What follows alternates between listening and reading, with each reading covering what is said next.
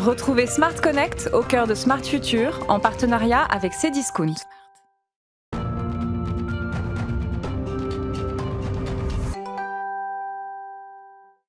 Les mutations du e-commerce dans Smart Connect, comme chaque semaine. Bonjour Anton Bielakov, bienvenue.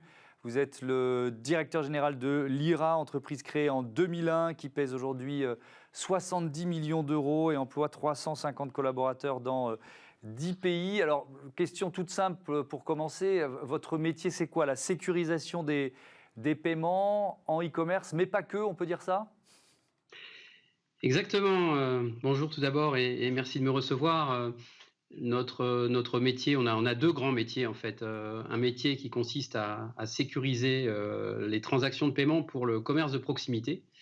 C'est-à-dire qu'on permet en fait de sécuriser les transactions entre les terminaux de paiement, vous savez, ces petits boîtiers dans lesquels vous mettez votre carte, et puis les banques, partout dans le monde. Et on gère 4 millions de terminaux de paiement dans le monde et pas loin de 6 paiements sur 10 en France. Et notre second métier qu'on est en train d'étendre sur l'ensemble de nos pays, c'est l'e-commerce. Et là, ça consiste en fait à mettre en place des solutions de paiement pour des marchands. Quand vous avez constitué votre panier, qu'à la fin il faut payer, eh bien voilà, on a plus de 200 000 marchands dans le monde et 40 000 en France. Voilà, une fois sur deux, dans 20% des cas, vous passez sur notre site pour payer. Quels sont les défis technologiques que vous devez relever avec ces solutions, avec ces services? Alors, effectivement, quand vous êtes dans le paiement, vous avez des défis technologiques liés à la sécurité, indéniablement, parce qu'il faut que le consommateur, celui qui va acheter, et puis vos clients, aient confiance dans sa solution de paiement. Donc, c'est des investissements qui sont assez puissants, puisque on le voit, hein, l'actualité est assez riche en termes d'attaques en tout genre. Donc, il faut avoir des infrastructures capables de bien sécuriser tous les paiements que vous faites. Et puis après, les sociétés comme les nôtres sont des sociétés qui sont très tech. Et je dirais, principal défi technologique, c'est d'être capable de livrer de nombreux moyens de paiement.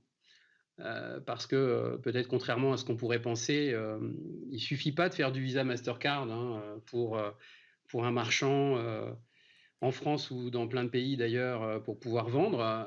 Il faut délivrer, je dirais, des moyens de paiement qui correspondent aux habitudes locales des consommateurs. Je vous donne quelques chiffres, mais par exemple, l'Allemagne ne fait que 20% de ses paiements en carte. Donc, si vous ne proposez pas des solutions de prélèvement de paiement sur facture, comme Sofort, comme Klarna en Allemagne, vous ne vendez pas en Allemagne, ou en tout cas, vous perdez la plupart de vos clients. Voilà, donc c'est 60% d'ailleurs. Il y a une stat qui dit que si au moment de payer, vous ne retrouvez pas le moyen de paiement que vous souhaitez, eh bien, vous abandonnez le panier dans 60% des cas. Mais est-ce que ça suppose, Anton Bielakov, une technologie pour chaque moyen de paiement d'une certaine façon? Non, on essaie d'utiliser la même technologie et le même socle applicatif, je dirais, pour l'ensemble de nos moyens de paiement. Là où les technologies vont différer, vraisemblablement, c'est quand on va parler intégration. Parce que je vous ai dit, il faut qu'il y ait des moyens de paiement qui soient adaptés aux habitudes de l'acheteur. Mais l'acheteur va aussi chercher à acheter finalement quand il veut, d'où il veut, avec son canal préféré. Je m'explique. Aujourd'hui, on propose du paiement assez classique. Vous saisissez votre carte bancaire, par exemple, sur un site internet. OK, ça, on voit bien, on imagine bien ce que c'est. Mais on propose du paiement par SMS, du paiement par mail. Je vous envoie un mail dans lequel il y a un lien de paiement qui va être complètement sécurisé. Si vous faites du paiement par SMS en Amérique latine, ils vont vous regarder avec de grands yeux. Mais si vous faites du paiement par WhatsApp, alors là, tout de suite, ça va aller un peu mieux. Donc, on a aussi, je dirais, on développe des briques technologiques qui permettent là aussi de s'intégrer aux us et coutumes de nos acheteurs.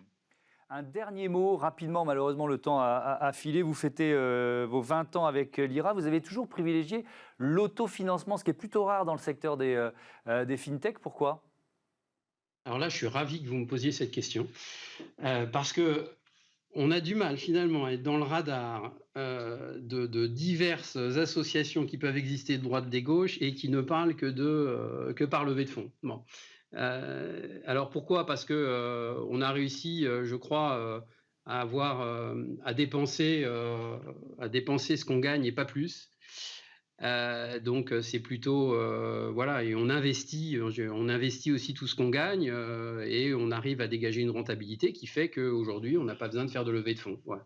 Je regrette juste qu'on parle plus des sociétés qui font de levée de fonds que ceux qui, les belles ETI comme les nôtres, qui arrivent à s'en sortir parce qu'ils ont une bonne gestion, une bonne technologie et des collaborateurs en capacité d'accompagner leurs clients dans leur croissance. Et ben voilà, le message est passé. Bon vent, bon anniversaire, hein, et bon vent à Lyra. Voilà, on marque une courte pause, un petit peu de publicité d'avril 2021, et puis on se retrouve dans le futur.